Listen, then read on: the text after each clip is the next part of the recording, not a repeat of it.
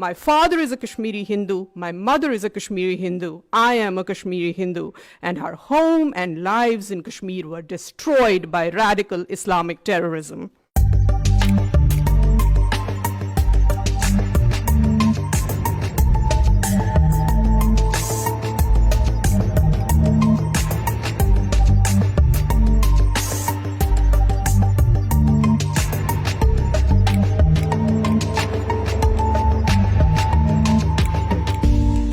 We have seen ISIS level of horror and brutality in Kashmir 30 years before the West was even introduced to the brutalities of radical Islamic terror.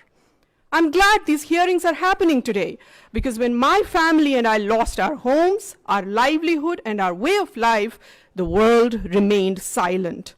Where were the advocates of human rights when my rights were taken away?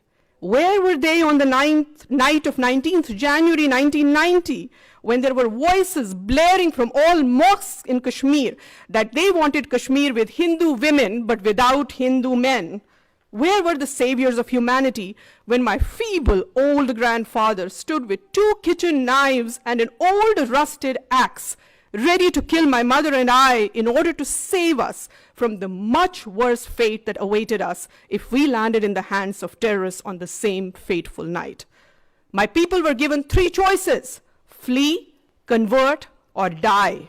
Around 400,000 Kashmiri Hindus fled right after that night of horror. They survived. Those who didn't were killed. Today, 30 years later, I'm still not welcome in my home in Kashmir. I am not allowed to follow my faith without fear. My house in Kashmir is illegally occupied as those of countless others in my community. Those that are not occupied have mostly been burned down or are ransacked.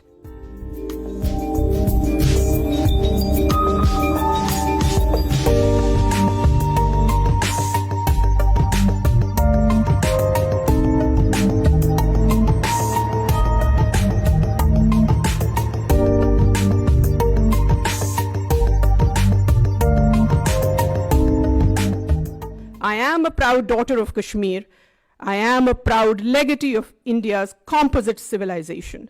Terrorism has uprooted me and snatched my home from me.